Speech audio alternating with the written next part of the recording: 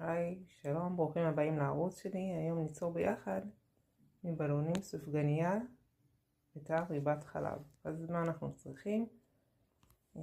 בלון כזה גדול, בחרתי את הצבע הזה, אני חושבת שהוא הכי מתאים. יש כאלה שיעדיפו בלון בצבע חום. לקחתי בלון קטן צבע זהב וחתיכה של בלון בשביל לקשור את זה אחרי זה.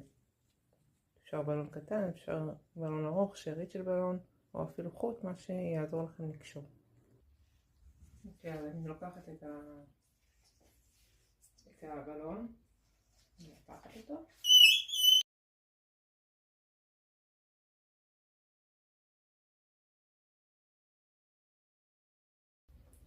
אני מוציאה לו את האוויר בחזרה,